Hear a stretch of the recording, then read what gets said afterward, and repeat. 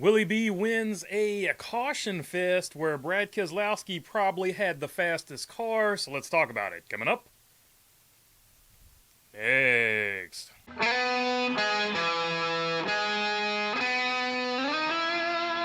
What's going on, everybody? Hope you're doing good today. All right, Willie B gets win number 2 on the season. Seems weird. Seems like the way he started off the season with all of that speed, all of those good finishes, seems like he should have more than 2 wins.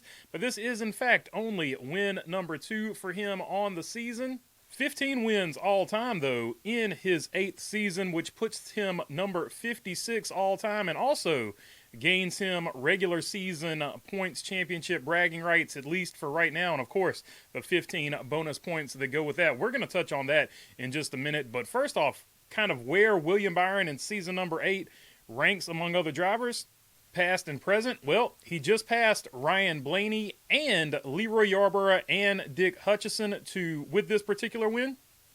It also ties him with Ernie Irvan and the next drivers he'll be chasing down on that list, who have 17 wins, are Curtis Turner and Marvin Ponch, and the closest active driver that he is now chasing down is his teammate, Chase Elliott, who has 20 wins, so 5 wins behind Chase Elliott as it stands right now, but he did pass him for the regular season championship points lead, so let's take a look at that real quick. And there you see it right there with the win. He is now 18 points ahead of Chase Elliott, 45 points ahead of Kyle Larson, who had a poor weekend. We'll get to the results here in just a minute. Denny Hamlin, who has missed a race, is 51 points behind, and 86 and 97 points, respectively, for Christopher Bell and Tyler Reddick in this regular season chase. And, of course, the 15 bonus points for the playoffs that go with that.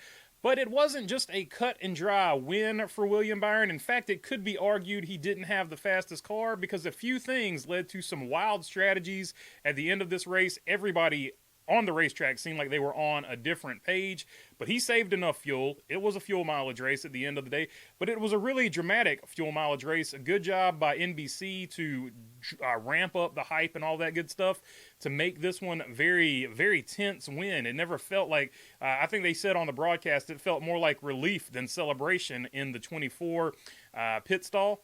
And, of course, there were a number of reasons for the different strategy. The first one being there was multiple cautions. The vast majority of the first half, first 2/3 of this race ran really, really clean.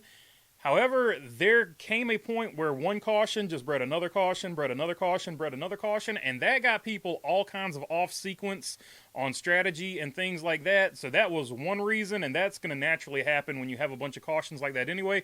But it wasn't the only reason that people were on different strategies, because the other reason was the playoffs are getting closer and closer, and a lot of people are getting desperate. They're going for that win to get in scenario, whereas some had probably had it in the back of their minds, we can maybe point our way into this thing. Well, now that it's getting close to the cut line, people aren't going to be able to point their way in. So there was a lot of strategy that way that was just like, hey, we don't have the speed, but we've got to get a win.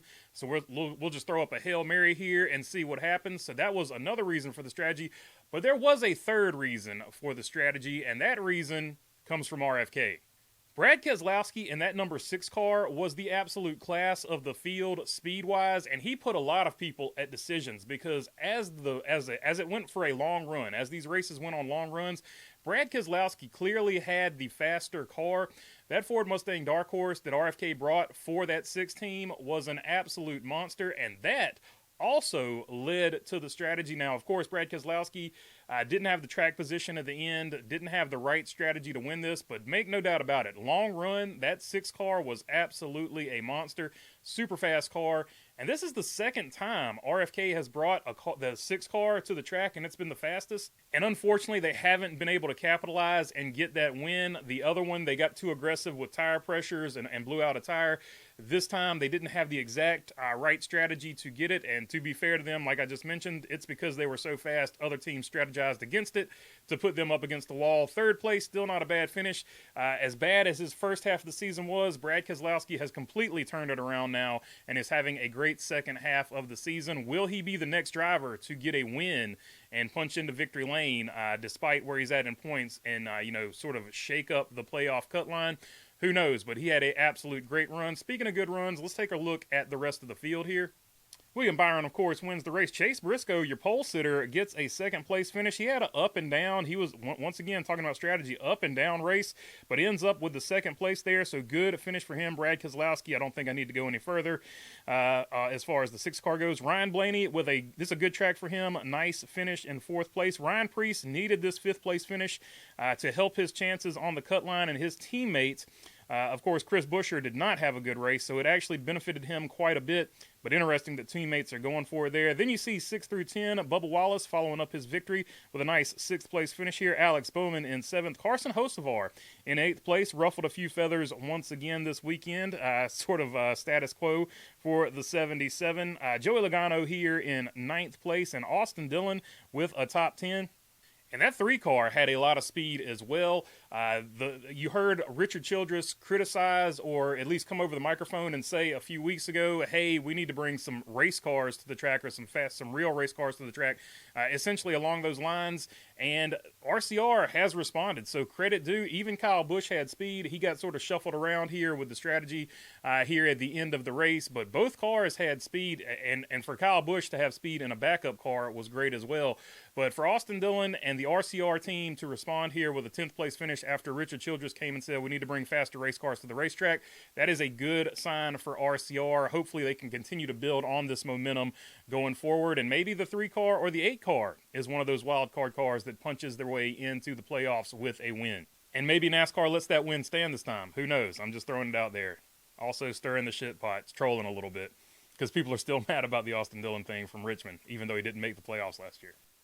11 through 16 is going to be Ross Chastain, Austin Cindric, Josh Berry in 13th here. Josh Berry made a mad charge from the back of the pack there toward the end of this race to get that 13th too, by the way. Chase Elliott in 14th, John Hunter Nemechek in 15th, and Eric Jones in 16th, the 2 legacy teammates 15 and 16.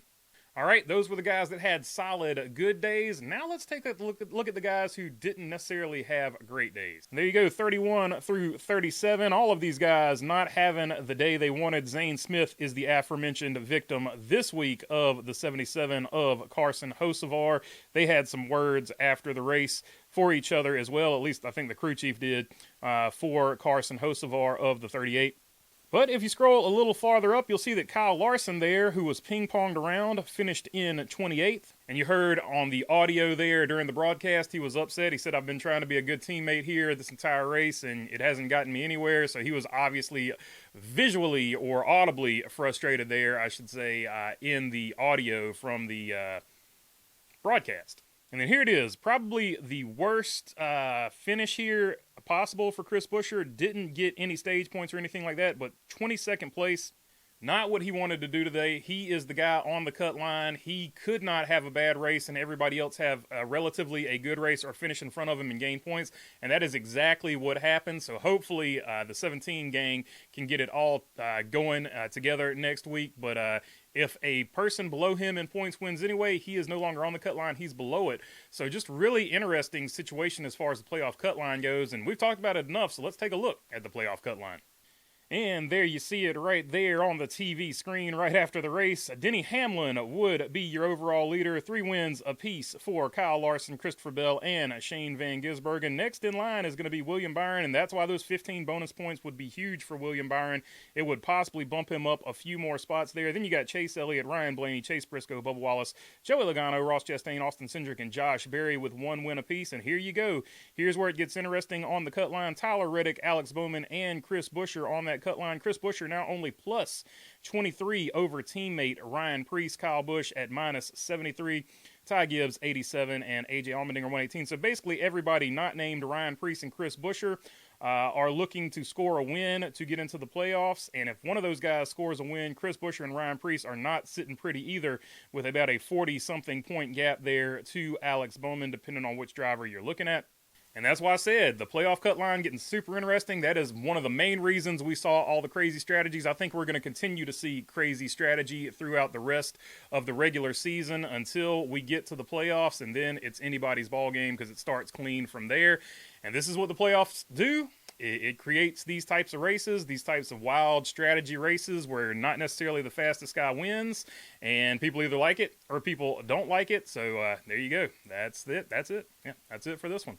Enjoy the rest of your Monday. Thanks for hanging out. Peace.